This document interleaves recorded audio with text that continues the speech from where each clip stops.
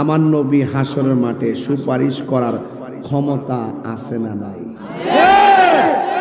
ওই যে এই কালা তোর মুখে বন্ধ হয়েছি, সেই চালা মুখাইয়া দিছি। আমার নবী হাসরের মাঠে সুপারিশ করার ক্ষমতা আছে না নাই?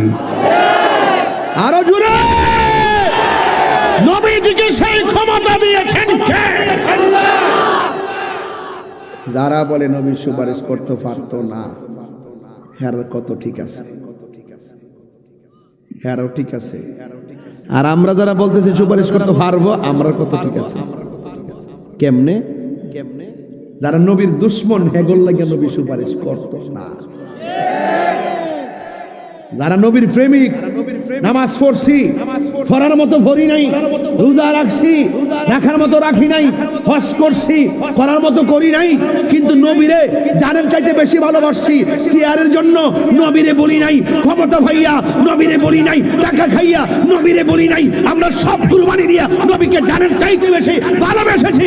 এই জন্য রাসূল আমাদের জন্য সুপারিশ করবেন ইনশাআল্লাহ।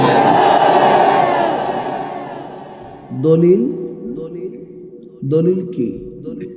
রাসূল বলছেন শাফাআতি লিআহলিল কাবাইরি মিন উম্মতি। হুজুর ঠিক আছে নি হুজুর আমার ওয়াজটা? তো গুনাহগার ঠিক আছে, গুনাহগারের জন্য রাসূল সুপারিশ করব। কবিরা গুনাহ যদি কইরো ফেলান, রাসূল বলেন শাফাআতি, আমার শাফাত লিআহলিল কাবাইরি মিন উম্মতি, আমার উম্মতের মধ্যে যারা কবিরা গুনাহের অন্তর্ভুক্ত হয়েও গেছে অধিবাসী, এদের জন্য আমি সুপারিশ করব, তবে শর্ত ভিতরে ঈমান থাকতে হবে। ঈমান কি দিগম্বর বাজারে কিনতে পাওয়া যায়?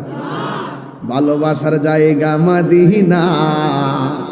কইতাম নি ভাজান, বুঝলাম না আজকে ওয়াজটা গোছাতে পারতাছি না, কি লেগে বুঝলাম না। আপনারা এমন ভাবে বইছেন, ও এমন একটা জায়গাতে না ফালাইছেন, বাইরে সুযোগ নাই, এবার সিফার মধ্যে না ফালাইছেন, জন্মের জায়গা ফালাইছেন আজকে।